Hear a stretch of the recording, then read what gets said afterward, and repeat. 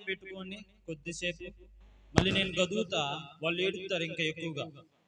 నేను గదవకుండానే మీరే గదివి పక్కన జాగ్రత్త పెట్టేసుకోండి. నేను గదివితే కొద్దిగా మైకులు అరుతాక భయపడతారు. ముందే చెబుతున్నా, తల్లిదండ్రులైన వారికి హెచ్చరిక. మన పిల్లవాడికి అయినా ఊరుకోండి. ఎవరైనా ఒకటే, మా అబ్బాయి అయినా ఒకటే, ఎవరి అబ్బాయి అయినా ఒకటే. మందిరం అంటే మందిరం. ఇంకెవరు ఊ అంటున్నారు, ఎవరు అక్కడ?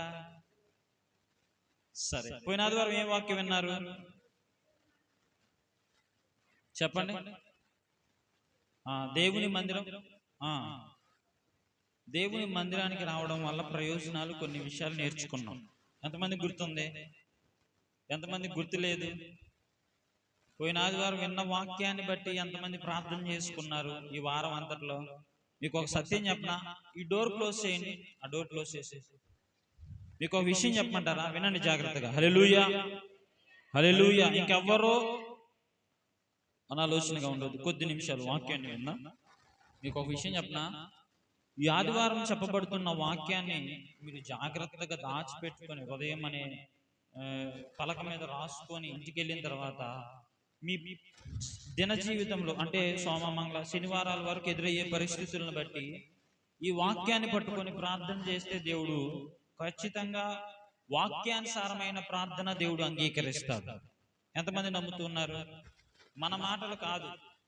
యెహోషువపాతుకి భయంకరమైన శ్రమ వచ్చింది. 5 రాజ్యాలు ఒక రాజు పైన, ఒక రాజ్యం మీద చెలరేగి వస్తూ ఉన్న సమయంలో, ప్రభువా, మా పితరుడైన మోషేకి మా సంతతిని నాశనం చేయనని వాగ్దానం చేశావుగా, అబ్రహాంకి వాగ్దానం చేశావుగా అని వాగ్దానాలను పట్టుకొని ప్రార్థన చేస్తే అద్భుతాన్ని చేశాడు వాళ్ళు. మనం కూడా వాగ్దానాలను పట్టుకొని ప్రార్థన చేసేవారముగా ఉండాలి. సరే, వాక్య భాగంలోనికి వెళ్ళిపోదాం. ఈరోజు అంశం ఏంటంటే నీళ్లు తగ్గిపోవుట. అంశం ఏంటి చూడండి. ఆదికాండము 8వ అధ్యాయము 1వ వచనం. ఆదికాండము 8వ అధ్యాయము 1వ వచనం. దేవుడు నోవాహును అతనితో కూడా ఓడలోనున్న సమస్త జంతువులను సమస్త పశువులను జ్ఞాపకము చేసుకొనెను. హల్లెలూయా. తర్వాత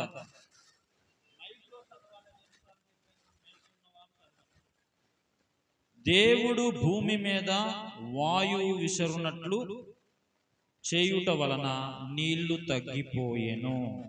నీళ్లు తగ్గిపోయెను. ఏమని ఉన్నాం? అది నీళ్లు తగ్గిపోయెను. ఎవరు జ్ఞాపకం చేసుకోవడం ద్వారా? యెహోవా జ్ఞాపకం చేసుకోవడం ద్వారా. ఎందుకని దేవుడు జ్ఞాపకం చేసుకోవాల్సి వచ్చింది?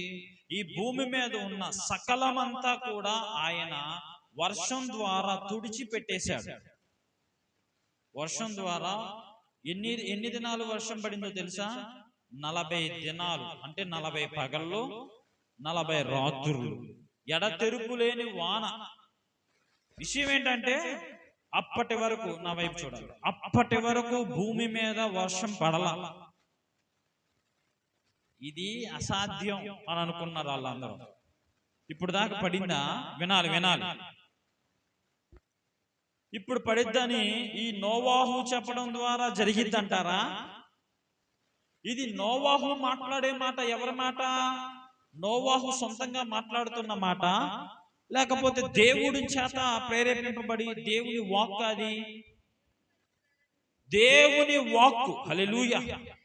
దేవుని వాక్కు ద్వారా నోవాహు ప్రకటన చేస్తే చెప్పేవులే పోవయ్యా అన్నారు. తర్వాత మునిగిపోతున్నామని కేకలు వేసినా కానీ ఉపయోగం లేదు. ఇప్పుడు విజయవాడలో కానీ కేరళలో వయనాడు తుఫాను వల్ల కానీ చాలా కొండలు కూడా పడిపోతూ ఉన్నాయి. వర్షాలు వరదల ద్వారా చాలా మంది ఇబ్బందులు పడుతూ ఉన్నారు. తినుటకు ఆహారం లేక, కొంతమంది సేవ దృక్పథం కలిగిన వారు వారికి ఆహారము ఏ దినం ఏ పూటకు ఆ పూట ఆహారాన్ని అందించడం, కొన్ని నిత్యావసర సరుకులు ఇవ్వడం, కరెంట్ ఉండదు, ఏమీ లేవు. అంత ఇబ్బందుల్లో కూడా ఎందుకు వారికి ఆ పరిస్థితి వచ్చింది? ఎందుకు మనం ఇప్పుడు క్షేమంగా ఉన్నాం? మన గృహాల ముందు కానీ మన ఊర్లో కానీ ఎక్కడ నిలబడలేదు. అక్కడ నిలబడి నీళ్ళు ఇక్కడ నిలబడడం సాధ్యమేనా కాదా? కానీ దేవుడు ఎందుకు మనల్ని తప్పించాడు? అక్కడున్న వారిని హెచ్చరిక చేసి, అక్కడున్న వారిని బట్టి మనకి హెచ్చరిక చేశాడు, జాగ్రత్త. ఈ తుఫానులు, వర్షాలు, భూకంపాలు అక్కడక్కడ కలుగుతున్నాయి అనే వార్తలు మనకు వినపడతాయి కదా. అప్పుడు మనం ఏమనుకుంటాం, అయ్యో పాపం అక్కడ తుఫాను వచ్చిందంట, అయ్యో పాపం అక్కడ వరదలు వచ్చినాయంట, వర్షాల ద్వారా ఎడతెరిపి లేని వర్షం పడుతుందంట, అయ్యో పాపం అనుకుంటాం. కానీ మన పాపాలు ఒప్పుకోవాలని ఎవరు అనుకోరు, అవునా కాదా? అయితే నోవాహును అతనితో కూడా ఓడలోనున్న సమస్త జంతువులు, ఏ జంతువులు? సమస్తమైన జంతువులు ఓడలో ఉన్నాయి.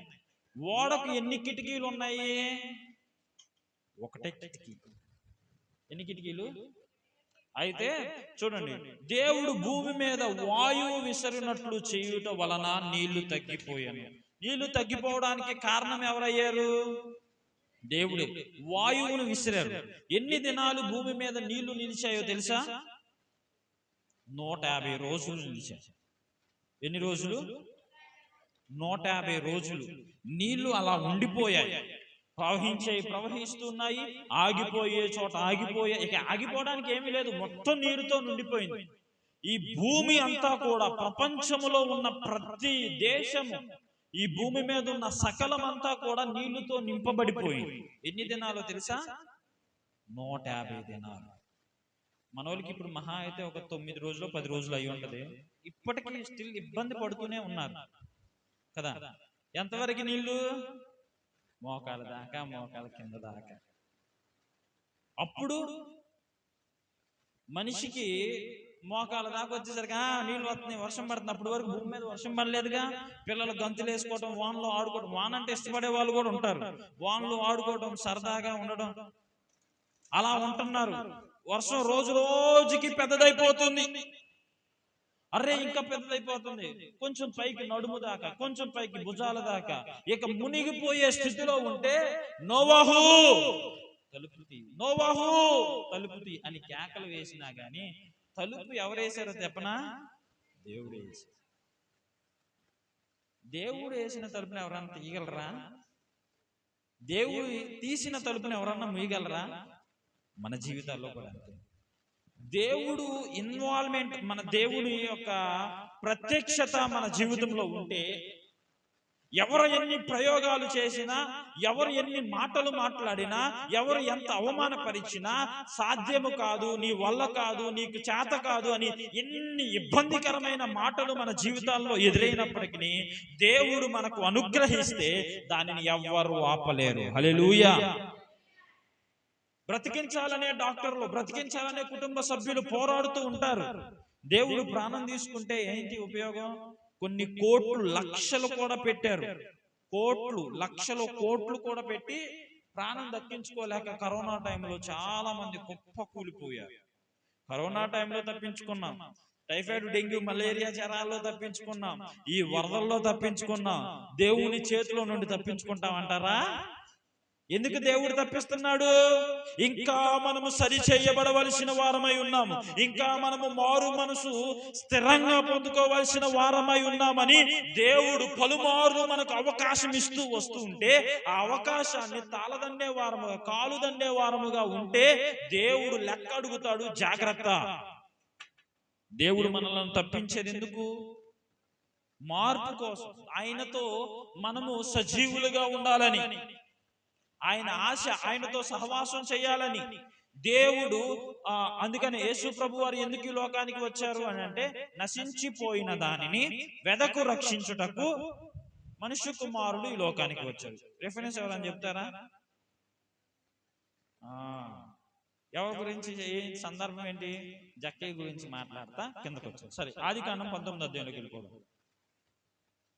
19:29. దేవుడు ఆ మైదానపు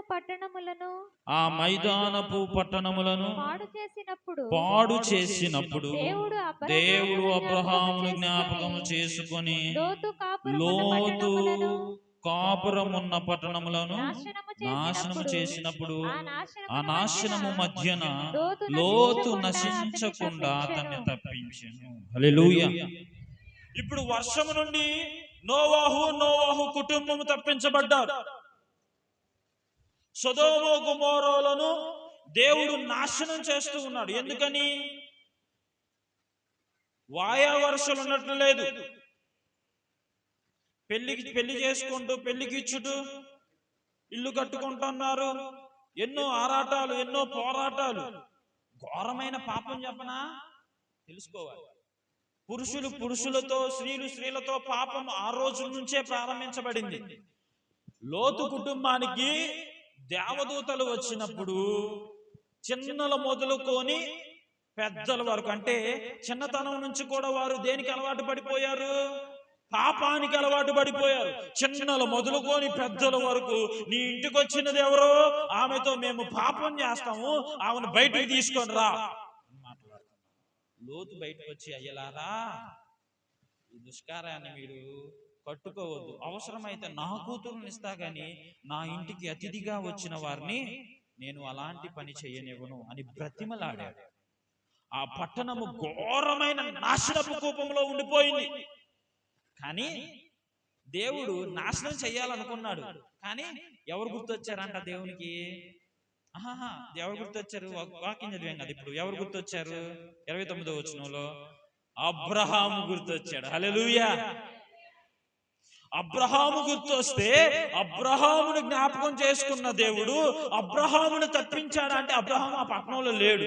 అబ్రహామును బట్టి లోతును తప్పించాడు. హల్లెలూయా. కుటుంబానికి ఒక్కళ్ళే ప్రార్థనకు వస్తున్నారు. కుటుంబంలో ఒక్కరే మారు మనసు పొందారు అని కొన్నిసార్లు బాధపడుతూ ఉంటాం. దేవుడు నిన్ను జ్ఞాపకం చేసుకొని నీ సంతతి వారిని, నీ యజమానుడను తప్పిస్తూ ఉన్నాడు ఈ రోజుల్లో. హల్లెలూయా. నీ ప్రార్థనను జ్ఞాపకం చేసుకుంటున్నాడు. నీ విశ్వాసము, నీ నమ్మకము, నీ పరిశుద్ధత.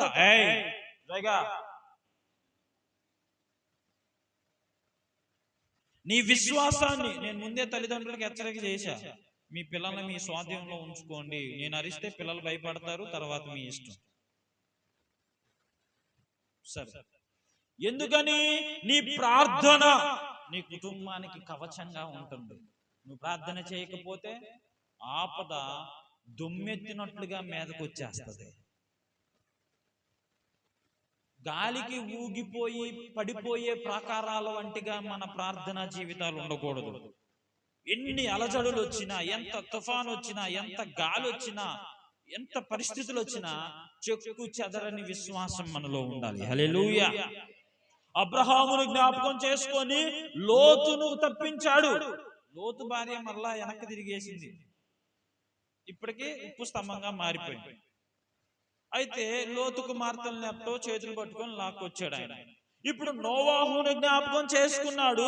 నోవాహును జ్ఞాపకం చేసుకున్నాడు కాబట్టే నోవాహు భార్యను, నోవాహు కూతుర్లను, నోవాహు అల్లుళ్ళు కూడా. ఎంతమంది? ఎంత మధురంగా ఉంటది ఈ రక్షణ అనే అనుభవంలోకి. మీ కూతుర్లు, మీ అల్లుళ్ళు, మీ కుటుంబం అంతా వస్తే ఎంత మధురంగా ఉంటుందో చెప్పండి. ఈ ఆరాధనలోకి మీ కుటుంబం అంతా కలిసి వస్తే నిజంగా చెప్తున్నాను, ఎంతో కొంత లోటు ఉంటది మీ హృదయాల్లో. అవునా కాదా? నా పిల్లలు రావట్లేదే, నా భర్త రావట్లేదే, ఇంకా మారు మనసు పొందలేదే అన్న లోటు ఉంటది. కుటుంబం అంతా కలిసి వస్తే ఎంత సంతోషంగా ఉండిద్ది అనుకున్నారు? చాలా సంతోషంగా ఉంటది. అలాంటి సంతోషాన్ని దేవుడు ఇవ్వడానికి సంసిద్ధంగా ఉన్నాడు ఈ రోజు. నమ్మిన వారు ఒకసారి బిగ్గరగా హల్లెలూయా చెప్పండి. హల్లెలూయా. అయితే రెండవ వచనం, అగాధ జలముల ఊటలను, ఆకాశపు తుమ్ములను మూయబడెను. ఏంటమ్మగారు చదవట్లేదు? ఆకాశము నుండి కురియుచున్న ప్రచండ వర్షము నిలిచిపోయేను. ఏమైపోయింది? ప్రచండ వర్షము నిలిచిపోయింది. దేవుడు ఆజ్ఞాపించాడు, హెచ్చరిక చేశాడు. నమ్మింది ఒక్క కుటుంబమే.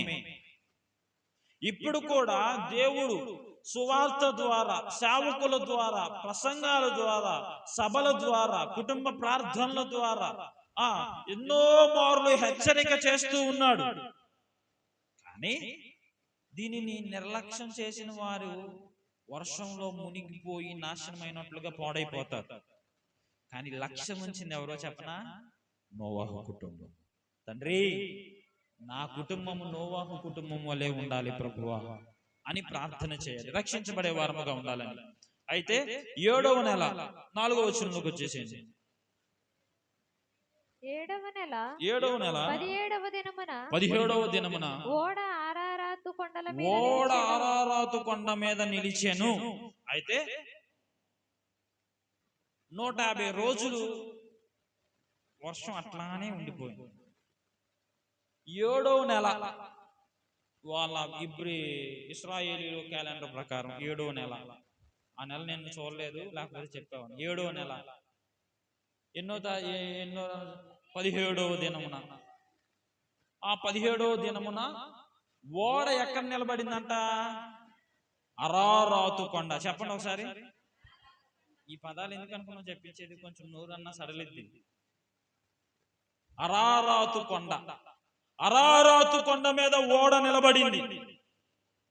ఇప్పుడు ఆ కొండ ఎక్కడ ఉంది అంటే టర్కీలో ఉంది. ఎక్కడుంది? టర్కీ దేశంలో ఈశాన్య ప్రాంతమున ఉంది ఈ పర్వతం. ఈ పర్వతము అన్నిటికంటే ఎత్తైనది. 4300 మీటర్ల ఎత్తు ఉండిద్ది అంట. 4300 మీటర్ల ఎత్తు. ఇప్పటికే ఉంది. అరారాతు కొండ టర్కీ దేశంలో ఈశాన్య ప్రాంతంలో ఉంది, ఇప్పటికీ ఉంది. ఆ ప్రాంతమందు ఆ పర్వతము మీద ఈ ఓడ నిలిచింది. ఓడ నిలిచినప్పుడు తర్వాత 5వ వచనం, నీళ్లు 10వ నెల వరకు క్రమముగా తగ్గుచూ వచ్చెను. చాలు, 10వ నెల వరకు తగ్గుతూ వస్తూ ఉన్నాయి నీళ్లు. 7వ నెలలో నిలబడింది, 10వ నెలలో నీళ్లు తగ్గుతున్నాయి, ఇంకా తగ్గుతుంది. చూడండి, ఇట్లానే చేప, చిన్న చేప, ఆ చేపకు వచ్చేసి కథ. ఇది కథ అంటే మీకు తెలిసింది, కథలాగే తీసుకోవాలి. చిన్న చేపని ఆ తల్లిదండ్రులు వచ్చి, చేప తల్లిదండ్రులు వచ్చి, తల్లి వచ్చి, అమ్మా ఇదిగో నీకు ఇష్టమైన ఆహారం ఎర్రలో, అర్థం అవ్వాలని చెప్తున్నాను, ఎర్రలో నీకు నచ్చిన పదార్థాలు నేల మీద నీటిలో వేసి చూపిస్తారు, నీకు రుచి చూపిస్తారు. నువ్వు దాటిని కానీ తినుకుంటా వెళ్ళిపోయావంటే నువ్వు వాళ్ళ చెక్కానికి చిక్కుపోతావు. కాబట్టి జాగ్రత్తగా ఏ పడితే అవి నువ్వు తినొద్దు. మేము తీసుకొచ్చే శ్రేష్టమైనవే నువ్వు తినాలి. నువ్వు ఆశపడి అబ్బో ఎప్పుడు చూడని ఆహారం, ఎప్పుడు దొరకని ఆహారం నాకు దొరికిందిలే అని తినుకుంటా వెళ్ళావనుకో, నువ్వు వాళ్ళ గాలానికి చిక్కుకుపోతావు, జాగ్రత్త అని చేపకి చెప్పేశారు తల్లి. చెప్పిన తర్వాత కొన్నాళ్ళకి ఎర్రలేస్తున్నారు, చూసుకుంటుంది కానీ దాటుకుంటుంది కానీ, ఆ ఎర్రలు చూస్తే చేపలకి ఇష్టం కదా. ఎట్లాగో ఈ చిన్నది కదా, కొంచెం ఎర్రలు చూసినప్పుడల్లా తిందాం అనుకుంటుంది, మళ్ళీ వెనక్కి వచ్చేస్తుంది. తిందాం ఒక రోజు అనుకుని తినేయాలి. ఇక ఎన్నిసార్లు ఊరించుకుంటా ఉండాలి నా ముందు? పత్తేళ్ళకి ఎత్తాలి, ఇక నా వల్ల కాదు, నేను తినేస్తానమ్మా. మా అమ్మ నాకు నెల పత్తే ఉండమన్నారు. నెల ఉండలా, పిల్లోని వచ్చేసింది, ఆ రోజు తినేసింది, మళ్ళీ డబుల్ టైఫాయిడ్ అయింది. పత్యాలకి నా వల్ల కాదు. ఇక నేను ఎన్నాళ్ళు నోరు కాసుకోవాలి? ఇష్టమైన ఆహారం, నోరు ఊరే ఆహారం నా ముందు వస్తుంది, నా ముందే అక్కడ ఏలాడుతుంది, కానీ నేను దాటుకొని వెళ్ళాలా అనుకున్న తర్వాత ఒకరోజు తిందామని దగ్గరికి వెళ్ళేసరికి వాళ్ళ వెనకాల ఇంకో చేప అది కథ కదా, మనం అర్థం చేసుకోవచ్చు. వాళ్ళ బాబాయ్ వచ్చి అన్నాడు. అనగానే మా బాబాయ్ చూశాడా అనుకోండి, మళ్ళీ వెనక్కి వెళ్ళిపోయింది చేప. వెనక్కి వెళ్ళిపోయిన తర్వాత ఇక కొన్నాళ్ళ తర్వాత తల్లి లేదు, వాళ్ళ బాబాయిలు ఎవరు లేరు, అందరూ చూశారు. ఎలా ఆడుతూనే ఉంది. ఏంటిది? ఎలా ఆడుతూనే ఉంది. ఇక ఎవరు లేరులే అని పట్టుకొని తింటా ఎంత ఆనందపడుతుందో, ఎంత మధురంగా ఉంది. ఇంత చక్కని ఆహారాన్ని మా అమ్మ మా బాబాయ్ వాళ్ళు ఎందుకు తినొద్దన్నారు ఎన్నాళ్ళు? అసలు ఇది ఎంత చక్కగా ఉందో, ఎంత టేస్ట్ గా ఉందో అని తినుకుంటా కళ్ళు మూసుకొని ఏమంటారు, ఆరగించుకుంటా తినుకుంటా పైకి వచ్చేసిందంట. పైకి వచ్చిన తర్వాత చక్కమని పైకి లాగాడు. ఏంటి నేను నెలలో లేను, ఏంటి నేను వదలలేదు అని పట్టుబడిపోయింది. దేవుడు కూడా వినండి, దీనిలో మనం కొన్ని విషయాలు అర్థం చేసుకుంటాం. దేవుడు కూడా చెయ్యవద్దు అన్న తర్వాత చేయకుండా ఉండటమే మన పని. అది మనకు ఎంత ఇష్టమైనా, ఎంత మధురంగా ఉన్నా, చెయ్యాలని ఎంత ప్రేరేపణ వచ్చినా గాని మన చుట్టూ మన బంధువులు, మన స్నేహితులు, మన ఇరుగు పొరుగు వారు, పెద్దలు అందరూ ఇది చెయ్యాల్సిందే అని చెప్పినా కానీ దేవుని మాటకు విధేయత చూపించి అవమానపరచబడినా పర్వాలేదు, నిందించబడినా పర్వాలేదు. అందుకని పౌలు గారు అన్నారు కదా, ఈ లోకాన్ని నేను ఒక పెంటగా ఎంచుకుంటున్నాను. దేవా, నేను సిలువేయబడిపోయాను. పౌలు అనే వ్యక్తి సిలువేయబడిపోయాడు. ఇక బ్రతికేది క్రీస్తు కోసం బ్రతికే పౌలే కానీ క్రీస్తే నాలో బ్రతుకుతున్నాడు. కానీ ఇక నేను బ్రతకట్లా. నా కుటుంబం కాదు, నా అందచందాలు కాదు, నా పదవులు కాదు. సనరేటర్ అనే గొప్ప పదవిలో ఉన్న ఆయన ఆ పదవిని కూడా విడిచిపెట్టి, అన్నిటిని విడిచిపెట్టి క్రీస్తు కొరకు హతసాక్షిగా శిరచ్ఛేదనం చేయబడ్డాడు. తల నరికితే ముండెము తల వేరుపరచబడింది క్రీస్తు మాటను బట్టి.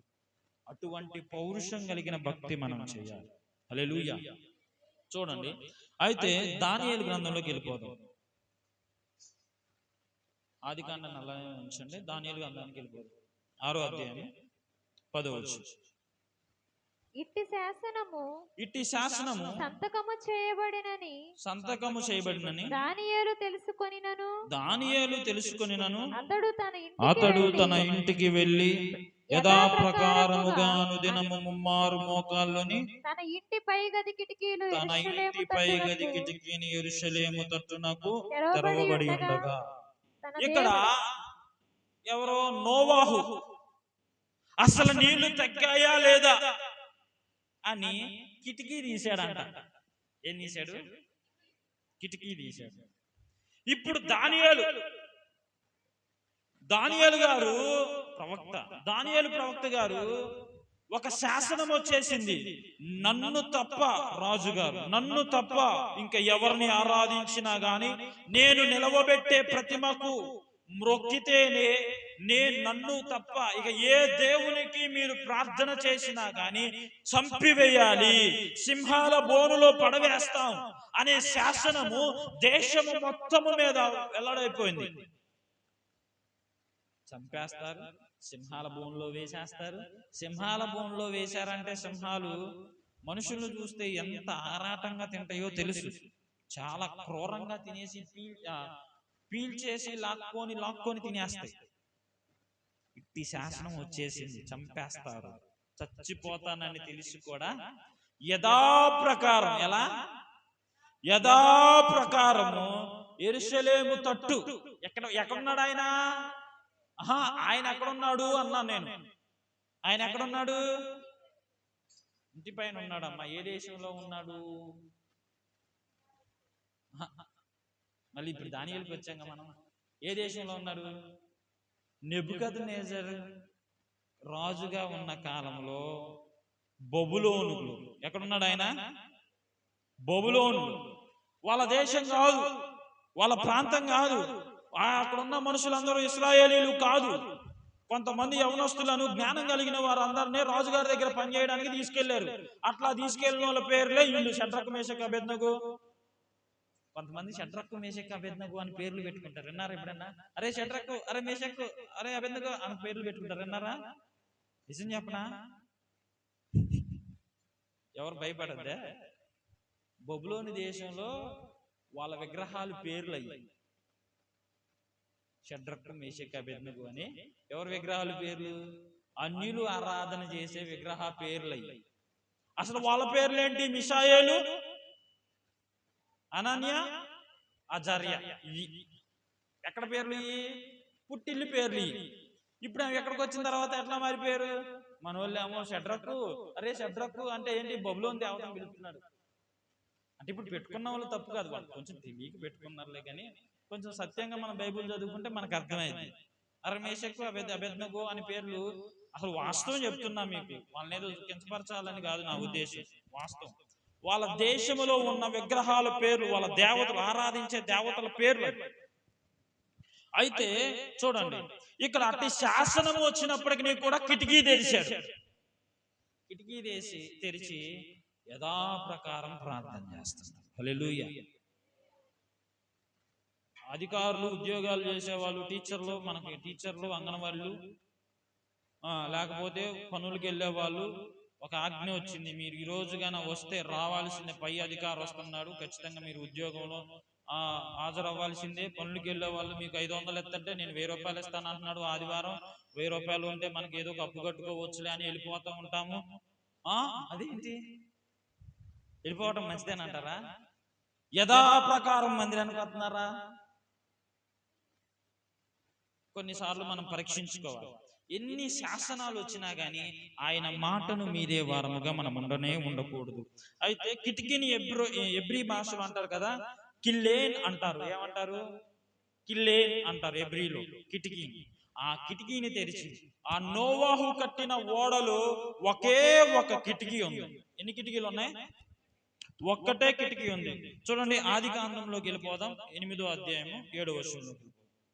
ఒక కాకిని వెలుపలికి పోవిడ్చెను, అది బయటికి వెళ్ళి భూమి మీద నుండి నీళ్లు ఇంకిపోవు వరకు ఇటు అటు తిరుగుచుండెను. వినండి, దేన్ని వదిలిపెట్టాడంట? కొంచెం నల్లగుంటే అరే కాకి మొహం కూడా అంటారు చిన్నప్పుడు కదా. ఎందుకని? కొంచెం నల్లగా ఉన్నాడు, ఆ కలర్లో కొంచెం ఉన్నాడు. కానీ మనం ఎవరిని అలా అనకూడదు. ఎంత నల్లగా ఉన్నా, ఎంత తెల్లగా ఉన్నా ఎవరిని ఏమనకూడదు. ఎందుకంటే మనం ఎవరి స్వరూపంలో చేయబడ్డాము? అది స్వరూపము ఆయనకిష్టం. నేను ఇలా ఉండడం ఆయనకిష్టం. ఆయన నన్ను ఇలా నిర్మించాడు, మీరు అలా ఉండడం ఆయనకిష్టం.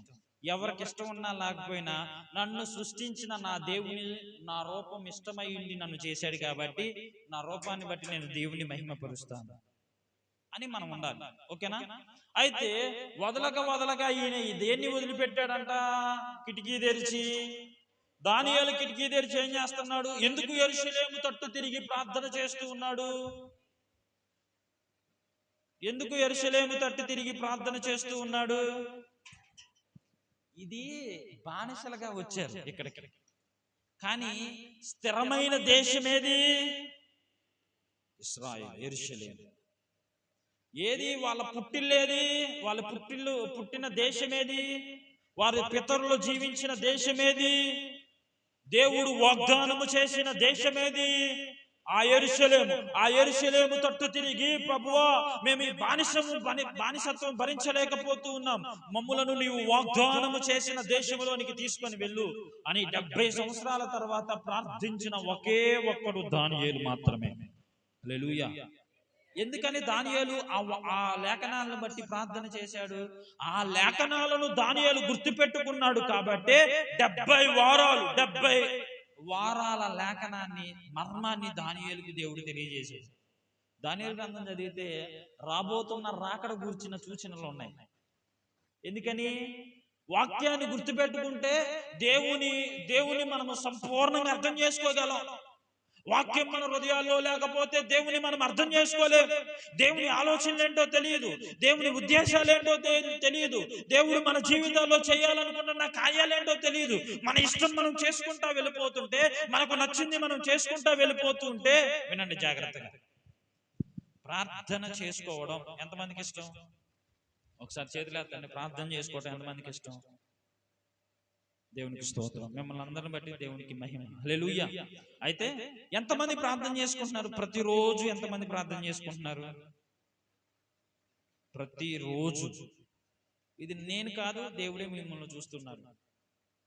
ఎంతమంది ప్రార్థన? నాకు అందరు ఇష్టం అంటే ఎత్తారు, కానీ రోజు చేసుకునే వాళ్ళు చాలా తక్కువ అయ్యారే. ఇష్టం అంటే మాటల్లో, క్రియల్లో చూపించేదా? మాటల్లో చెప్పేదా? ఏం చేయాలి? ప్రార్థన చేయాలా లేదా? నీ భర్త అంటే నీకు ఇష్టం. నా భార్యకు నాకు కొంచెం ఇష్టమేలే, కానీ మా భార్యకు నా మీద ఉన్న ప్రేమ కంటే తక్కువే. అయితే నేను ఏదన్నా ఊర్లో వెళ్తే ఫోను మోగాల్సిందే నా ఫోను. ఎందుకని? దూరంగా ఉన్నాను, మాట్లాడుకోవాలి. ఇది భార్యాభర్తల బంధం. ఎవరన్నా తీసుకుంటే కోపాడతారని మమ్మల్ని మేమే తీసుకున్నాం. సరే, దేవుడు అంటే ఇష్టం అని చెప్తున్నారు కదా. మరి దేవుడు అంటే ఇష్టం, మరి దేవుడిని మీరు ఎన్నిసార్లు పిలుస్తున్నారు? రోజుకి ఎన్నిసార్లు ఆయనతో మాట్లాడుతున్నారు? ఎన్నిసార్లు ఆయనతో ముచ్చటిస్తున్నారు? ఆయన ఒక స్నేహితుల వలె మాట్లాడాలని కోరుకుంటున్నాడు. అవునా కాదా? మిమ్మలను దాసులుగా దాసురాలుగా పిలవట్లేదు, నేను కుమారులుగా కుమార్తెలుగా పిలుస్తున్నాను అని సెలవిస్తున్నాడు. ఒక తండ్రితో కుమార్తె మాట్లాడకపోతే ఎలా ఉంటది పరిస్థితి? నువ్వు మాట్లాడకపోతే మరి దేవుడు ఎలా ఉంటది? ఆడపాడుకొని ప్రార్థన చేసుకుంటే అయిపోయిద్దా? మాట వినకపోయినా కలవరిస్తూ ఉంటావు, మాట్లాడకపోయినా పాడండి. నాకు రాదా పాట, వచ్చిన తెలుసు, విన్నాలి చాలాసార్లు. ఆయనే కలవరెత్తాడంట, ఆయనే పలకరెత్తాడంట. నువ్వు మాట్లాడవా? నువ్వు పలకరెచ్చవా? మాట్లాడాలేదా దేవునితో? సరే, ఇప్పుడు ప్రార్థన మీకు చెప్పాను ఒకసారి, మళ్ళీ చెప్పాను. ప్రార్థన నేను చేశాను, ప్రార్థన మళ్ళీ నా తర్వాత మీరు చేశారు, అదే అంశం. మళ్ళీ మీ తర్వాత మీ వెనకాల చేశారు, అదే అంశం. ఎట్లా ఉండేది పరిస్థితి? నేను అడిగా, నాతో నువ్వు ఏకీభవించి చేస్తే అది ఎట్లా ఉండిద్ది? మళ్ళీ నేను అడిగిన తర్వాత నువ్వు అడగటం, నువ్వు అడిగిన తర్వాత నేను అడగటం, నేను సేవకులు చేయటం కాదు, విశ్వాసులుగా. చాలా మంది అనుకుంటారు కదా, ఎక్కువ మంది అయ్యగారులు, ఎక్కువ మంది విశ్వాసులు ప్రార్థన చేస్తే మాకు కార్యాలు జరుగుతాయి అని అనుకుంటారు. అవునా కాదా? వాస్తవంగా. అందుకని కొన్నిసార్లు అందరితో చెప్తాం, మన సంఘ బిడ్డలైన వారు జ్ఞాపకం ఉంచుకోవాల్సింది ఏంటంటే, మనము ప్రార్థన చేయాలి, సంఘము ప్రార్థన చేయాలి. సంఘము కొరకు సేవకులు నిరంతరము ప్రార్థనలో ఉండాలి. సంఘ ప్రయోజనాల కొరకు కాపరి అయిన వాళ్ళు నిరంతర కృషి చేస్తూ ఉండాలి. దేని ప్రయోజనం కొరకు? సంఘ క్షేమాభివృద్ధియే నాకు ప్రాణమై ఉన్నది. ఎవరు క్షేమాభివృద్ధి? నా కుటుంబం నాకు క్షేమాభివృద్ధి, నా ఆస్తులు నాకు క్షేమాభివృద్ధి కాదు. ఎవరన్నారో తెలుసు ఈ మాట? పౌలు గారు అన్నారు, సంఘ క్షేమాభివృద్ధియే నాకు ప్రాణమై ఉండెను. మరి మీ ప్రాణం ఏంటి? ప్రార్థన ఒకరు చేస్తే సంఘమంతా ఏకీభవించాలి. అదే అంశాలను బట్టి తా తా తా తా తా తా అనుకుంటా చేయకూడదు. ఒకరు చేసి మళ్ళీ ఇంకొకరు కాపీలు కొట్టుకుంటా చేయకూడదు. ఒకరు ప్రార్థన చేయాలి, అందరూ ఏకీభవించాలి. గుర్తుపెట్టుకోండి. మళ్ళీ అందరి ముందు ప్రార్థన చేసే వాళ్ళు ఎవరైనా ప్రార్థన చేస్తారు, అవునా కాదా?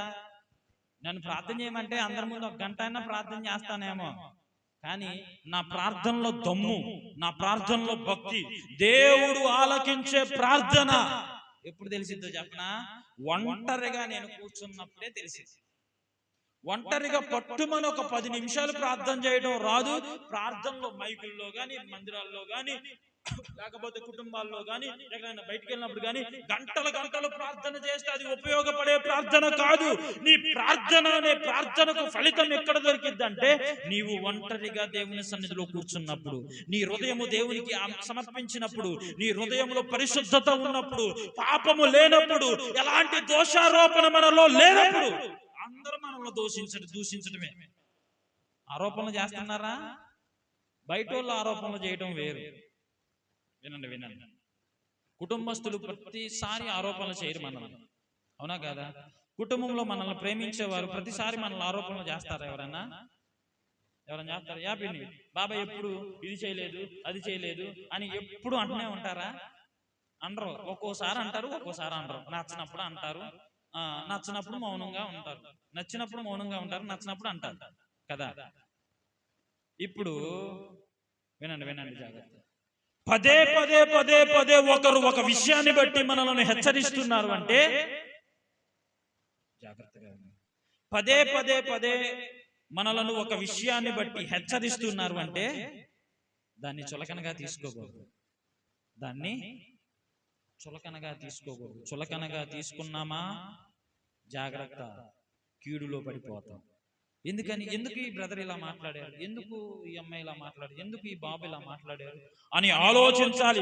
వివేచన జ్ఞానము లేదు, ఆత్మ ఆలోచనలు లేవు, ఆత్మ తలంపులు లేవు. ఇంకా భక్తిలో ఎదగాలి అంటే కాకి వంటి స్వభావంలోనికి వెళ్ళిపోతాం. అటు ఇటు తిరుగుతా ఉంటాం. కాపాడాల్సింది ఎవరిని? ఇప్పుడు ఎక్కడ నిలబడడానికి తావు లేదు. కాకి కిటికీలో నుండి వదిలిపెట్టేశాడు. నేను ఎక్కడికి బయటకు వెళ్ళట్లా, మీరు కూడా ఎక్కడికి బయటకు వెళ్ళదు. నేను ఎటు వెళ్ళినా వాక్యంలోనే ఉంటా. జాగ్రత్తగా అంశాన్ని గుర్తుపెట్టుకోండి, ఓకేనా? అయితే కాకిని కిటికీ ఓపెన్ చేసి బయటికి పంపించారు. కాకి తోవలేదు, తోవ దొరకల. అసలైన తోవ ఎక్కడుంది? విడిచిపెట్టి ఆయన దగ్గరికి వెళ్ళిపోవచ్చుగా. మళ్ళీ ఏం చేసింది అనుకున్నారు? వెళ్ళిందా? ఆ కాకి స్వభావాలు చెప్తా, జాగ్రత్తగా వినండి. కాకి రంగు నలుపు తెలిసిందే. ఏది సర్వేశ్వర పిన్ని ఏది రాలేదన్నమాట. ఈరోజు మన స్కూల్లోకి వెళ్ళాం, కోడిగుడ్లు ఎత్తున్నాం. మా ఆవిడ కొంచెం కోడిగుడ్లు ఎత్తారు మా వెళ్ళాం. వెళ్ళిన తర్వాత పిన్ని భలే డెకరేట్ చేసి పెట్టింది, అన్ని రాసుకొని ఈ పెట్టింది, బోర్డులు పెట్టింది. కాకి రంగు, కాకి మీద పాట, చిలక మీద పాట, ఏనుగు మీద పాట, అన్ని పాటలే. వెళ్ళి మళ్ళీ చిన్నప్పుడు పాడుకున్నాం ఆ పాటలు, మళ్ళీ మొన్న వెళ్ళి మొత్తం చదివి వచ్చా. అయితే కాకి రంగు నలుపు. కాకి స్వభావం చెప్పనా? దొంగ బుద్ధి. కోక స్వభావం ఏంటి? మా అబ్బాయి అట్లా పప్పు పట్టుకొని వెళ్తున్నాడు అనుకో, 4-5 కాకులు చూసినాయి అనుకో, ఏం చేస్తాయి? ఎన్నిసార్లు కాకి చేతులు, నేను కాకి పప్పులు లాక్కున్నాయో నా చేతులు. పప్పులు పట్టుకొని బయటకు వెళ్ళడం, కాకి రుమని రావటం, పట్టుకొని వెళ్ళిపోవటం. ఏం బుద్ధి అది? దొంగ బుద్ధి. జాగ్రత్త. ఇది మనకు క్షేమాభివృద్ధి. ఎక్కడ? ఓడలో. మన ఓడ ఏది? మనల్ని రక్షించేది ఏది? సంఘం అనే ఓడ. ఏంటిది? సంఘం అనే ఓడ. ఈ సంఘం అనే ఓడను విడిచిపెట్టి ఇక అటు ఇటు అటు ఇటు అటు ఇటు తిరగడం కాకిలాగా ఉంటే ఎట్లుంటుంది? ఏమంటారు దేవుడు? ఏమంటాడు దేవుడు? అబ్బాయి వచ్చేసింది అబ్బాయి, నీకు రంగు నలుపు వచ్చేసింది, దొంగ బుద్ధి వచ్చేసింది, జాగ్రత్త. ఇంకో దొంగ బుద్ధి. ఇంకోటి, కాకులన్నీ కూడా ఎప్పుడు ఎక్కువగా ఐక్యతగా ఉంటాయి, ఎక్కువగా గుంపులు గుంపులుగా ఉంటాయి. ఒక్క కాకి ఏమైనా అయినా కాకులు బాగా అరుస్తూ ఉంటాయి. స్కూల్కి వెళ్ళే టైంలో కాకులు ఏదన్నా కాకి దెబ్బలు కింద పడిన ఆ కాకు చుట్టూ అన్ని కాకులు కూర్చేసి కావు కావు కావు మన కేకలేస్తా ఉంటాయి. ఐక్యత కలిగి ఉండడం మంచిదే, కానీ దొంగ బుద్ధి ఉండకూడదు ఐక్యతలో. కుటుంబాలు కలిసి ఉండాలని అనుకోవడం మంచిదే, కుటుంబాలు సంతోషంగా ఉండాలనుకోవడం మంచిదే, కుటుంబాలు ప్రేమలతో అందరు నిన్నే చూస్తున్నారు, ఇటు చోట్ల ఇటు చూడండి నా వైపు. కుటుంబాలు ఐక్యతగా ఉండాలనుకోవటం మంచిదే, కానీ ఆ బంధంలో దొంగ బుద్ధి ఉండకూడదు. దొంగ బుద్ధి. దొంగ బుద్ధి అంటే ఏమంటారు చెప్పండి? దొంగ బుద్ధి అంటే ఇతరులకు తెలియకుండా చేసేది. ఇప్పుడు పిల్లోడికి తెలియకుండా చేసేది ఏంటిది? అది కాకి వచ్చి తీసుకెళ్తుంది. ఏం బుద్ధి అది కాకిది? ఇప్పుడు ఇతరులకు తెలియకుండా చేసేది ఏమంటారు దాన్ని? చెప్పండి అమ్మా, మీకు అర్థం అవట్లేదు వాక్యం? అర్థమవుతుందా లేదా? ఏం బుద్ధి అంటారు దాన్ని? కొన్ని విషయాలు చెప్పకూడదు, సరే అన్ని విషయాలు చెప్పాలా లేదా? ఇప్పుడు అన్ని విషయాలు చెప్పకపోతే ఇప్పుడు కాకి వంటి స్వభావంలోకి వెళ్ళిపోతామా లేదా? దొంగ బుద్ధి కాకి. అయితే ఐక్యత కలిగి ఉంటాయి, కానీ ఐక్యతలో పట్టు ఉండదు, భక్తి ఉండదు. ఐక్యత ఉంటే ఎంత ఐక్యత అనుకున్నారు? అసలు ఓడలో ఐక్యత కలిగి ఉండాలి, ఓడలో ఐక్యత ఉండదు. ఎక్కడ ఉంటది అది? బయటకు తిరుగుతా ఉంటది, అటు ఇటు తిరుగుతా ఉంటది, కావు కావు అనుకోని. ఎక్కడ అరిస్తే ఏం ఉపయోగం? నువ్వు ఉండాల్సింది ఎక్కడ? ఓడలో. నిన్ను కాపాడింది ఎవరు? వర్షములో, అపాయములో నిన్ను పోషించింది ఎవరు? ఎవరు పోషించేది? నోవహు. ఎవరు పోషిస్తున్నారు? నోవహు. ఓడ నీకు ఎట్లా ఉంది? ఆశ్రయముగా ఉంది. ఓడను విడిచిపెట్టి. మనకి కష్టాలు వస్తే ప్రార్థన చేసేది ఎవరు అనుకున్నారు? మొట్టమొదటిగా సేవకులు, తర్వాత సంఘం. అందుకే సంఘ ప్రార్థనలోనికి రమ్మని. మన శుక్రవారం సంఘ ప్రార్థన చేశాం. ఒక ముగ్గురు కలిపి ఒక అంశాన్ని ఇచ్చాం. ఎంతమందికి నచ్చింది? అట్లా ఇద్దరిద్దరు కలిసి ప్రార్థన చేయడం ఎంత మధురంగా ఉంటుంది. ఇద్దరిద్దరు కలిసి ప్రార్థన చేయడం మంచిదా కదా? ఒంటిగాడై నడుచుట వెళ్ళుట కంటే జంట కలిగి నడుచుట మేలు. ఎందుకంటే ఒకవేళ త్రోవ తప్పి జారిపోయి పడిపోతే ఇంకోరు సహాయం చేస్తారు. అందుకనే ఈ వాక్యాన్ని బట్టే నాకు చాలా ఇష్టం ఇద్దరిద్దరు కలిసి ప్రార్థన చేయడం. ఎప్పుడో ఒకసారి చేయించాడు, ఒక్కసారి మళ్ళీ అంతే. శ్రీలకూడిలో మళ్ళీ జరిపిస్తున్నట్టు ఉన్నాం కదా మనం. అప్పుడప్పుడు మన సమయం లేక జరిపించలేదు. సరే, ఈ నెల శ్రీలకూడికి ఎప్పుడు మీరు నిర్ణయించుకోండి. సరే, అయితే ఇద్దరిద్దరు కలిసి ప్రార్థన చేయడం. ఇంకొకటి ఏకముగా ప్రార్థన చేయడం. అందరూ రౌండ్గా చేయి పట్టుకొని పట్టు విడవకుండా ఒకరు బిగ్గరగా ప్రార్థన చేస్తూ ఉంటే ఏకీభవించండి. మీకు ఒకసారి చెప్పి, ఒక ఆమె ప్రార్థన చేస్తుందంట, వాళ్ళిద్దరికి బాగా గొడవ అయిపోయింది. ఎదురులో ప్రార్థనలో పక్క పక్కన కూర్చున్నారు. ఆమె ప్రార్థన చేస్తుంటే ఏమంటుందంట, ప్రభువా నేను పాపినయ్యా అంటే గొడవ అయినా పక్కనే కూర్చుంది. అయ్యారు ఆమె ఏకీభవించాలి, నేను అన్నాగా మొన్న శుక్రవారం, ఏకీభవించాలి అన్న వెంటనే ఆమె కూడా అవునయ్యా పాపేనయ్యా ఏమా అన్న. నేను దొంగను ప్రభువా అని ప్రార్థన చేస్తుంటే అవునయ్యా దొంగేనయ్యా అని ప్రార్థన ఆమె ఆమె ఏం చేస్తుంది, ఏకీభవించమన్నారు అయ్యగారు. ఆమె ఏకీభవిస్తుంది. ప్రభువా నేను ద్రోహాలు చేసిన దాన్ని అయ్యా అని ప్రార్థన చేస్తున్నామా, ఆమె కూడా ఏమైనా కఠినమైన ద్రోహాలు చేస్తుంది అయ్యా ఏమని ఏకీభవిస్తుంది. ఏమో తప్ప లేకపోతే ఆమె తప్ప? వాస్తవానికి ఇద్దరిది తప్పు కాదు. ఎందుకని అయ్యగారు ఏమంటారు ఇక్కడ, ఏకీభవించండి అమ్మా, ఏకీభవించండి అనేది ఎందుకు? ఒకళ్ళు ప్రార్థన చేస్తుంటే ఇంకొకళ్ళు మౌనంగా ఏం చేస్తారు? నిద్ర వస్తుందా రాదా? నిద్ర వచ్చి పగలంతా పని చేసుకొని వచ్చి డ్యూటీలకు వెళ్ళి వచ్చి ప్రార్థనలో కూర్చుంటే ఎక్కలేని నిద్రాత్మ అంతా కూడా మందిరాల చుట్టే తిరిగిద్దంట. ఇప్పుడు నిద్ర వచ్చిద్దా రాదా? నిద్ర వస్తుంది. ఇప్పుడు ఒకళ్ళు ప్రార్థన చేసేటప్పుడు ఏకీభవిస్తున్నావు, నువ్వు మాట్లాడేటప్పుడు నిద్ర వస్తుందా? అందుకనే ఏకీభవించండి అనేది. మౌనంగా చేయండి అంటే ఏమంటారు? ఇక మౌనంగా చేస్తారు, ఇక ధ్యానంలోకి వెళ్ళిపోతారు, ఇక మౌన ధ్యానం. అందుకనే ప్రార్థనలో ఏకీభవించాలి.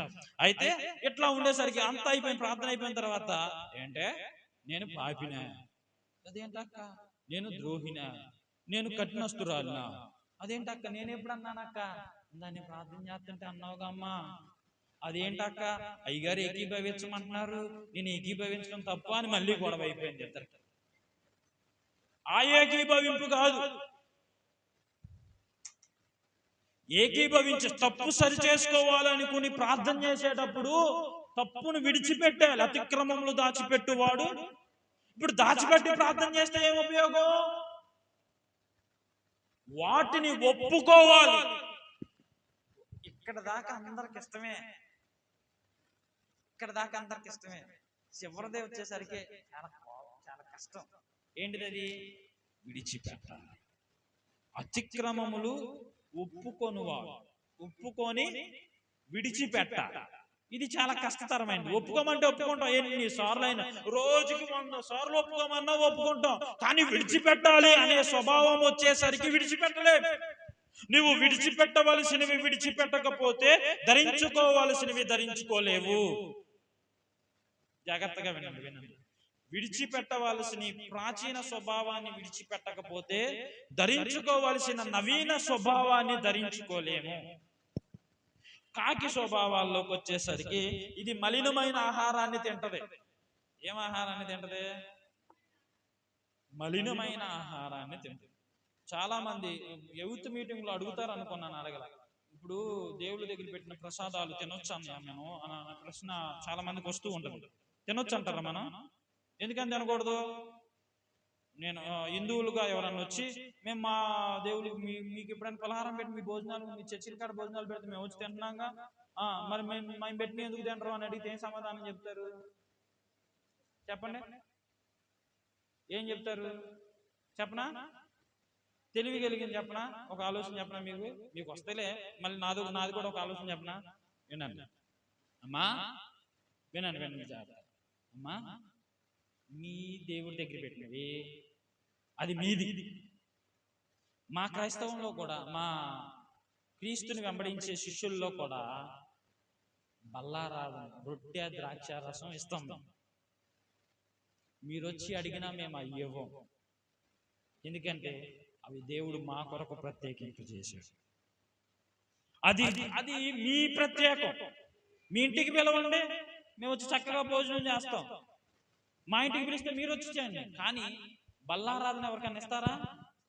మనకు బాప్తిసం తీసుకోకపోతేనే తీసుకో, సిద్ధపోటు లేకపోతే తీసుకో. అలాంటిది వాళ్ళకి ఇస్తామంటే ఏమో.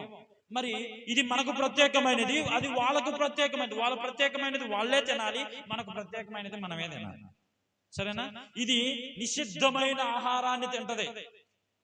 ఏ పడితే ఇది తినేవాళ్ళు నిషిద్ధమా కాదా? ఆరోగ్యకరమైన ఆహారాన్ని తినమంటే పిల్లలు తినరు, కుటుంబస్తులు తినరు. ఫ్రైలు, అనారోగ్యకరమైన కలిగించే ఫ్రైడ్ రైస్, నూడిల్స్.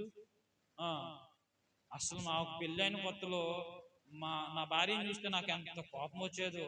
ఎక్కడ బండి కనపడితే అక్కడ మంచూరియా అనేది. అన్ని మంచిది నాకు తెలుసు. ఏంటి? అవి తినడం వల్ల అనారోగ్యాలు. వాటిల్లో వేసే మసాలాలు కానీ అవి తినడం వల్ల అనారోగ్యం. కానీ నిదానంగా ఇప్పుడు అడగట్లా మానేసింది, 2 సంవత్సరాల నుంచి అడగట్లా మా అంటే అవి ఆరోగ్యకరమైనవి కావు. మీ పిల్లలకు కూడా ఆరోగ్యకరమైనవి పెట్టాలి. అనారోగ్యకరమైనవి డబ్బులు ఎంతైనా కానీ ఇలా నీకు నేను పెట్టేస్తాపా అంటారు. ఆరోగ్యకరమైనవి పెట్టించండి, చాలా బాగుంటది. అనారోగ్యకరమైనవి తింటే కాకి స్వభావమే. ఇంకొకటి, స్నానం చేస్తాయి అంట కాకులు. ఏం చేస్తాయి? ఇది చెప్పాను మీకు నేను వాక్యం చెప్పేటప్పుడు. దావీదు బెత్షెబాతో పాపం చేసిన తర్వాత అసలు ఈ మాట చాలా నా హృదయాన్ని తాకింది. మళ్ళీ ఒక సేవకులు చెప్తుంటే నేను విన్నాను. అంతకుముందే నాకు చాలా అనిపించింది, ఈ మాట విన్నప్పుడే ఎందుకు ఇలా జరిగిందని ప్రశ్నించుకున్నాను. వినండి. దావీదు బెత్షెబాతో పాపం చేసిన తర్వాత, వినాలి, దావీదు బెత్షెబాతో పాపం చేసిన తర్వాత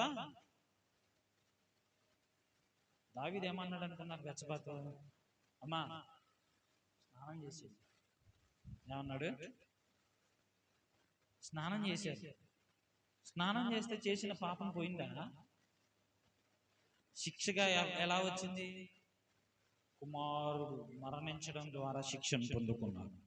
పాపం చేసి ఎవరు నన్ను చూడలేదు, నేను శుభ్రంగా ఉన్నాను, నేను మంచివాడిగా అనిపించుకుంటున్నాను, నేను తేలికగా ఉన్నాను, నేను బయటకు కనపడే రూపం నాది మంచి రూపమే, నేను చేసింది ఎవరు నన్ను చూడలేదు అంటే, ఇదిగో చూసుచున్న దేవుడవు నీవే. ఎవరు పెట్టారు ఆ పేరు? మరి ఆగరం చూసిన దేవుడు మనల్ని చూడ్డా? చూచే దేవుడు ఆయన. జాగ్రత్త. అయితే స్నానం చేస్తాయి ఈ కాకులన్నీ కూడా, మళ్ళీ నెలల్లో మునిగి ఆడుకుంటా ఉంటాయి. ఇంకొకటి, అటు ఇటు తిరుగుతూ ఉంటాయి. ఒక చోట అనేవి ఉండవు, ఒక చోట అనేది స్థిరత్వం అనేది ఉండదు, అటు ఇటు తిరుగుతాం. ఇప్పుడు కాకి పరిస్థితి కూడా ఏంటి? అటు ఇటు తిరగటమే. కాకి చివరిగా హేయమైనది, మంచిది కాదు. ఆ కాకిని విడిచిపెడితే 8 వచ్చేసేయండి. ఇప్పుడు నీళ్ళు ఇంకిపోయే వరకు అటు ఇటు తిరుగుతుంది. తర్వాత 9వ వచనంలోకి చూడండి ఒకసారి. నీళ్లు భూమి అంతటి మీద. అమ్మగారు దానికంటే ముందుగా పరమగీతాలకు రండి. పరమగీతాలు 2వ అధ్యాయము 14వ వచనం. పరమగీతాలు 2వ అధ్యాయము 14వ వచనం. మన శుక్రవారం రాలేదుగా ఎవరు? పరమగీతాలు సామెతల ప్రక్కన ఉంటది చూడండి. సామెతల పక్కనేనా? ప్రసంగి పక్కన? చదవండి. 14. బండ సందులలో ఎగురు నా పావురమా, బండ సందులలో ఎగురు నా పావురమా, పేటు బీటలను ఆశ్రయించు నా పావురమా, పేటు బీటులను ఆశ్రయించు నా పావురమా, నీ స్వరము మధురము, నీ స్వరము మధురము, నీ ముఖము మనోహరము, నీ ముఖము మనోహరము. నీ ముఖమున పావురము అటు, కాకి అటు ఇటు తిరిగి వెళ్ళిపోయింది, ఓడలోకి రాల. పావురాన్ని వదిలిపెట్టాడు. కలర్ నలిపే అయినా నల్ల పావురం అనే రాయబడి ఉంది. పావురాలు నల్లవి ఉంటాయి, తెల్లవి ఉంటాయి. పావురం వదిలిపెట్టిన తర్వాత ఆ పావురము సంచరిస్తూ ఎక్కడా తోవలేదు నిలబడటానికి కూడా. ఎక్కడా తోవలేదు నిలబడటానికి కూడా. అది మరలా ఎక్కడికి వచ్చేసింది? ఓడలోకి వచ్చేసింది. హల్లెలూయా. విడిచిపెట్టిన పనేంటి? ఆ పని చూసుకొని రావాలి. మనకు అనవసరమైన విషయాల్లో ఇన్వాల్వ్ అయితే ఏమవుతుంది? మనకు సంబంధం లేని అప్పులకు మనం హామీగా ఉన్నాం అనుకోండి, వాళ్ళు కట్టకపోతే మనకు పరిస్థితి ఏంటి? మనం కట్టాల్సిందే కదా. ఏదో మాట వరుసకి చెప్పేమయ్యా, మాట వరుసకి మాట్లాడినా అవసరమైన మాటే మాట్లాడాలి. అనవసరమైన మాట మాట్లాడితే ఏమైపోద్దాం? ఇబ్బందులకు గురైపోతాం. అవునా కదా? జాగ్రత్తగా మాట్లాడాలి. అయితే ఇదిగో ఆమె స్వరం ఎలాంటిదంట? పౌరపు స్వరము మధురమైనది. ఇంకా చదవండి పౌరపు స్వరాన్ని గురించి. పరమగీతాలు 2:14. పేట బీటలను ఆశ్రయించు నా పావురమా, నీ స్వరము మధురము, నీ ముఖము మనోహరము. ముఖము ఎలా ఉందంట? మనోహరం. కాకి ముఖంలో ముందుగానే కనపడిద్ది. ఏంటి కనపడిద్ది? ముందు ముక్కు కనపడిద్ది. ఆడబొడిసిద్దా అని పెద్దది. పావురానికి కూడా ముక్కు ఉంటది, కానీ దాన్ని చూసిన వాళ్ళు ఇష్టపడరా? ఏ పౌరం అని అనుకుంటాం మనం. కానీ ఇంకొకటి, నీ ముఖము నాకు కనబడనిమ్ము, ఈ స్వరము నాకు వినబడనిమ్ము. ఏమంటున్నాడు? నీ ముఖము నాకు కనబడనిమ్ము, నీ స్వరము నాకు వినబడనిమ్ము. చేసిందా లేదా అలానే నోవాహు జీవితంలో? ఓడలోనికి ముఖము మరలా కనబడిందా? కాకి మొహం మరలా కనబడిందా? కాకి స్వరం మరలా వినపడిందా? కానీ ఆ కాకి స్వరం వినపడి ఉండదు. అయితే చూడండి, నిర్గమాకాండం 33 అధ్యాయము 21 వచ్చింది. 6 దినములు నీవు పని చేయవలను. 33:21. మరియు యెహోవా ఇదిగో నా సమీపమున ఒక స్థలం ఉన్నది, నీవు ఆ బండ మీద నిలవవలెను. చాలు, వివరిస్తాను, సమయం అయిపోతుంది. ఇక రిఫరెన్స్ ఏం చెప్పనులే కానీ ఇంకొక రిఫరెన్స్ చెప్పి నా వాక్యాన్ని నేను ఏం చేస్తాను. యెహోవా అన్నారు కదా, దీనికంటే ముందు మోషే, ప్రభువా నేను నిన్ను ఒక్కసారి చూడాలయ్యా. ఏమన్నాడు? నేను నిన్ను ఒక్కసారి చూడాలి, నాతో మాట్లాడిన దేవుడు కదా నువ్వు. ఇదిగో నీవెవరవు ప్రభువా, నీ పేరు ఏంటని అడుగుతారు అందరు. నన్ను ఏం చెప్పాలి? నేను ఉన్నవాడను అనువాడను అని చెప్పు. ఫరోకి నిన్ను రాజుగా నియమించాను. అసలు ఫరోనే రాజు, ఫరోకే నిన్ను రాజుగా నియమించాను అన్నాడు. ఎవరినే? ఏం చేసి ఆయన్ని పారిపోయాడు. ఎక్కడి నుండి?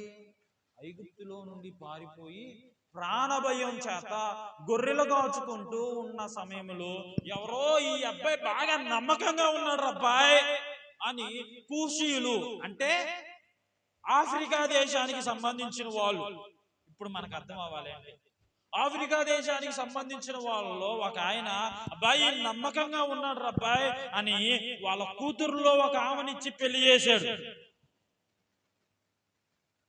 వాళ్ళ కూతురునిచ్చి పెళ్లి చేసిన తర్వాత వాళ్ళ కూతురు ఎలా ఉంటుందంటే, ఆఫ్రికా వాళ్ళు అంటే ఎట్లా ఉంటారు? నల్లగానే, కొంచెం నల్లగానే ఉండిద్ది ఆమె. కానీ ఆశ్రయం ఇచ్చారుగా. మోషే సౌందర్యవంతుడు అయినప్పటికీ వివాహం చేసుకొని 40 సంవత్సరాలు గొర్రెలు కాచుకొని బతికిన ఆయనకి దేవుడు దర్శనమిచ్చి, ఇదిగో నీ చేతిలో ఉన్నదేంటి? అప్పటి వరకు గొర్రెలను దోలిన కర్రే, వదులు అన్న వెంటనే అదేమైపోయింది? అయిపోయింది. దేవుడు ఎవరి ద్వారానో అద్భుతాలు చేస్తాడు అని అనుకుంటాం. ఏదో వచ్చి పడాలి, ఏదో వచ్చి జరగాలి అని ఆరాటపడుతూ ఉంటాం. కానీ మనల్ని ఒక అద్భుతంగా చేసే దేవుడు మన దేవుడు. హల్లెలూయా. మనమే ఒకరికి ఆదర్శముగా ఉంచే దేవుడు మన దేవుడు. హల్లెలూయా. మన ద్వారా మన చేతిలో ఏదైతే ఉందో, మనకి ఏ టాలెంట్ అయితే ఉందో ఆ టాలెంట్ ద్వారానే దేవుడు మనలను అభివృద్ధి పరుస్తాడు. ఏ పరిచర్య భారం ఉందో ఆ పరిచర్యలో మనలను బలముగా వాడుకుంటాడు ఆయన. హల్లెలూయా. ఎందుకని మనం ఏదో జరగాలి, ఏదో రావాలి అనుకుంటాం. చేతిలో ఉన్న కర్ర, అప్పుడు వరకు తోలిన కర్ర ఏమైంది? ఇప్పుడు అయిపోయింది. మరలా నువ్వు తోకను పట్టుకో, మరలా తోకను. అద్భుతాన్ని చూశాడు. దేవుడు ముచ్చటించాడు, దేవుడు మాట్లాడాడు. 40 దినాలు దేవునితోనే సహవాసం చేశాడు. దేవునితో సహవాసం చేసి మరలా కిందకు వచ్చేసరికి మోషే మొహాన్నే చూడలేకపోయారు. ఏం చూడలేకపోయారు? ఎవరు వాళ్ళు? మోషే అన్నలో మోషే సంతతి వారే, మోషే బంధువులే, ఇశ్రాయేలీయులు. మోషే ముఖంను చూడలేక వారు ముసుగు వేసుకొని, ఎందుకని? ఆ వెలుగును చూడలేక. దేవుణ్ణి ఎన్నాళ్ళు మనం చూస్తున్నాం, మనలో ఏమన్నా వెలుగు కలుగుతుందంటారా? కనపడే విధంగా కనపడకపోవచ్చు. మన ప్రవర్తన ద్వారా అయినా కానీ, మన మాట తీరు ద్వారానే కానీ మనము ఒక వెలుగునిచ్చే వారముగా ఉండాలి, ఒక ఆదర్శవంతులముగా ఉండాలి. మన జీవన విధానం అంతా మారిపోవాలి. నేను క్రీస్తుకు సంబంధించిన వాడను, క్రీస్తుకు సంబంధించిన వాళ్ళము మేము అనే సాక్ష్యము మనము పొందుకోవాలి. అయితే ఇప్పుడు ఆ మోషే దేవునితో కోరుకున్న కోరిక ఏంటంటే, ప్రభువా ఒక్కసారి నేను నిన్ను చూస్తానయ్యా. వెంటనే దేవుడు అన్నాడు కదా, నీవు నన్ను చూసి తట్టుకోలేవు, నా మహిమ అంత గొప్పది, నా తేజస్సు అంత గొప్పది, నా వెలుగు అంత గొప్పది, ఒక్కసారి చూస్తాను. ఒక మానవుని కోరిక తీర్చడానికి భూమి ఆకాశంను సృజించిన దేవుడు ఇష్టపడ్డాడు. ఈరోజు నీ కోరికను తీర్చడానికి దేవుడు ఇష్టపడదంటారా? ఇష్టపడతాడు. ఇదిగో బండ సందుల్లో ఉన్న పావురమా, నీ స్వరము నాకు కనబడనిమ్ము, నీ ముఖము నాకు కనబడనిమ్ము అనే మాట దేవుడు అన్నాడు కదా, మోషే ఇదిగో నువ్వు ఆ బండ సందులోకి వెళ్ళు, నేను ఇలా నిన్ను దాటుకొని వెళ్ళిపోతాను, నా వెనుక భాగము నువ్వు నన్ను చూడు. హల్లెలూయా. దేవుని చూచాడా లేదా? చూచాడు. మనకు కూడా దేవుడు మన మాట వింటాడా వినడా? మనకు ఎలా దర్శనం ఇస్తున్నాడు దేవుడు? మనకు ఎలా కనపడుతున్నాడు? మీకు ఎలా కనపడుతున్నాడు చెప్పండి. నాకు ఎలా కనపడుతున్నాడు నేను చెప్తా. మీకు ఎలా కనపడుతున్నాడు దేవుడు? అది సత్యం. అది కన్నా ఒకటో విషయంలో ఉంటది కదా, గబుక్కుని తిన్నాము గారు. ఆదియందు వాక్యముండెను, వాక్యము దేవుడై ఉండెను. తీయండి, చదవండి. గబుక్కున ఏంటి నాకెలా చదువుతున్నా? అమ్మగారు రిఫరెన్స్ తీసి చదవండి. ఎన్నిసార్లు చెప్పించుకోకూడదు. మీరన్నా చదవండి అమ్మ. యోహాను సువార్త 1:1. ఆదియందు వాక్యముండెను, వాక్యము దేవుని యొద్ద ఉండెను, వాక్యము దేవుని యొద్ద ఉండెను, దేవుడై ఉండెను. వాక్యమే, వినండి చెప్పండి మాట, ఈ మాట, వాక్యమే దేవుడై ఉన్నాడు. వాక్యం ద్వారా దేవుడు మనకు, వాక్యం ద్వారా దేవుడు మనం దర్శిస్తూ ఉన్నాడు. అయితే ఆ వాక్యమే కృపా సత్య సంపూర్ణుడిగా మన మధ్యలో సంచరిస్తాడు. హల్లెలూయా. అయితే ఇప్పుడు పావురం వాక్యంలో నేను రిఫరెన్స్ చెప్పనన్నాను కదా, మీరు తర్వాత ఎప్పుడన్నా అడిగితే రిఫరెన్స్ చెప్తాను. పాము వలె వివేకముగాను, పామురము వలె నిష్కపటం. వారం తర్వాత మరలా, వారంకి వదిలిన వెంటనే వచ్చేసింది. వారం తర్వాత మరలా వదిలేడు. దేన్ని? మళ్ళీ కాకిని వదిలేడా? పావురాన్నే వదిలేడు. మనం కూడా కొన్ని విషయాల్లో, కొన్ని సందర్భాల్లో పాము వలె వివేకంగా ఉండాలి. అరే పాము వచ్చింది అంటే చాలు, ఇక పాము ఎక్కడ నక్కిద్ది కనపడదు. ఎప్పుడుకో దొరికింది. పాము దొరకడం అంటే సామాన్యమైన విషయం కాదు. దొరికిన తర్వాత దాన్ని చంపడం అంటే ఆశామాషాలు చంపితే కుదరదు. సరైన దెబ్బ పడాలి. ఇంట్లో అన్నం తిని బయటకు వచ్చి నుంచొని తిరుగుతున్నాను, పాము కనపడింది. అది తోసపామే అని కనపడింది, తెలుసున్నాను, కనపడింది పెద్దది. ఎందుకని? దీన్ని ఏమంటారు, పడగిప్పి వెళ్తుంది. ఒక చోట నుంచొని పడగిప్పి నాకు వెళ్ళి చూసి మళ్ళీ వెళ్ళిపోతుంది మా ఇంట్లో. మళ్ళీ దాన్ని చూసి 4-5 పిలిచి ఎప్పుడు దొరికింది అనుకున్నారు? గంటకు అరగంటకు దొరికింది. దాన్ని పట్టుకోవడం ఎట్ట పట్టుకున్నాం? దాని మధ్య నడుముకి ఒక గడ్డ పొలుగు వేసి గట్టిగా పడితే ఆ గడ్డ పొలుగును కాటేస్తుంది ఆ పాము. అంత సామాన్యంగా ఉంటదా? అందుకే చాలా వివేకంగా ఉంటది పాము. కొన్ని పరిస్థితులలో, కొంతమంది వ్యక్తులతో మాట్లాడేటప్పుడు, కొన్ని సందర్భాలలో వివేకాన్ని కనపరచాలి. కొన్ని సందర్భాలు, అన్ని సందర్భాల్లో నిష్కపటంగా ఉండాలి. కొన్ని సందర్భాల్లో వివేకాన్ని కనపరచాలి, అన్ని సందర్భాల్లో నిష్కపటులై ఉండుడి అని అంటారు. నిష్కపటమైన మనసుతో, నిష్కపటమైన మాటతో, నిష్కపటమైన ప్రేమతో. కొంతమంది ప్రేమ చూపిస్తారు కానీ ఈ ప్రేమ మనకు కపటం కనపడుతుంది. అబ్బాయి ఈ మాట్లాడుతున్నాడు కానీ కపటంగా మాట్లాడుతూ ఉన్నాడు. దేవుడు కోరుకునేది ఏంటంటే నిష్కపటమైన వారిగా ఉండాలి. చివరికి ఒక రిఫరెన్స్ చెప్తానన్నాను కదా, చూడండి. యాకోబు 5:7. ఇదే నా చివరి రిఫరెన్స్. యాకోబు రాసిన పత్రిక 5వ అధ్యాయం 7వ వచనం.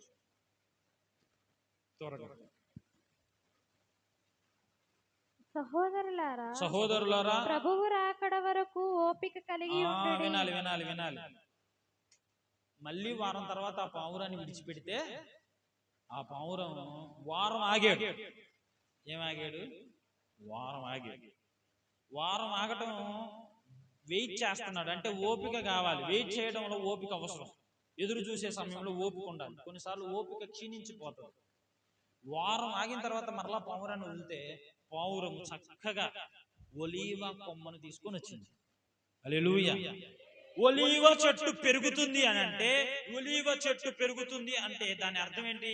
నీళ్లు తగ్గిపోయాయి, చెట్లు పెరుగుతున్నాయి అని అర్థం చేసుకుంటాడనేనా కాదా? వివేకం కలిగి ఉందా లేదా పావురము?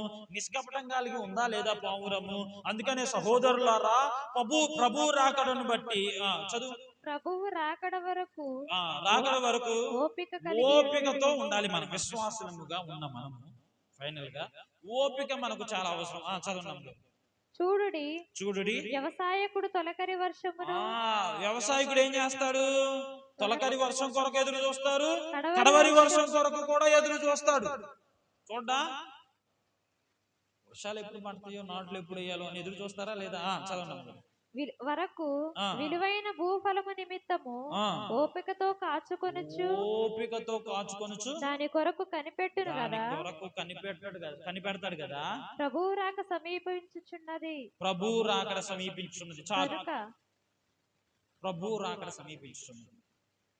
వీటన్నిటికీ సాదృశ్యాలు ఏంటంటే, మొదట నేను చెప్పినవే: ఘోరమైన అపాయాలు, తుఫాన్లు, వర్షాలు, భూకంపాలు, జ్వరాలు, వైరస్, ఇవన్నిటి నుండి తప్పించబడుతూ దుర్దినాల్లో ఉన్నామని గుర్తెరిగి ప్రభు రాకడ సమీపమైనది అని మనం నిష్కపటమైన భక్తి కలిగి దేవుని కొరకు జీవించే వారిగా ఉండాలని కోరుకుంటూ నా మాటలు ముగిస్తున్నాను. దేవుడి వాక్యం ద్వారా మనల్ని బలపరచును గాక. ఆమేన్. ప్రార్థన చేసుకుందాం. విన్న వాక్యంను బట్టి మన జీవితాల్లో ఏవైనా సంతోషము గాని, ప్రేమ గాని, సొమ్ములు గాని తగ్గిపోతున్నాయి అంటే ఆయన మరలా రెట్టింపుగా మనల్ని ఆశీర్వదించడానికే. ప్రభువా, పాము వలె వివేకముగాను, పామురం వలె నిష్కపటమైన మనస్సు నేను కలిగి ఉండటకు మీరు కృప చూపించండి. కాకి స్వభావం నాకు వద్దయ్యా, పావురపు మనస్సు నాకు ఇవ్వండి. అది నిష్కపటంగా ఉంటుంది కదా. నేను కొన్నిసార్లు కపటంగా ఉంటున్నాను, హేయమైనవి తింటూ ఉన్నాను, దొంగ ఆలోచనలు వస్తూ ఉన్నాయి. దయతో మమ్మల్ని కనికరించవా అంటూ ప్రార్థించండి. సునీతమ్మ గారు ప్రార్థన చేస్తారు. స్తోత్రములు, స్తోత్రములు, స్తోత్రములు నాయనా. మహాపరిశుద్ధుడా, కృప కలిగిన యేసయ్యా, నీకు వందనాలు, స్తోత్రాలు అయ్యా. ఈ మధ్యాహ్న కాల సమయంలో తండ్రి, నీ దాసుల ద్వారా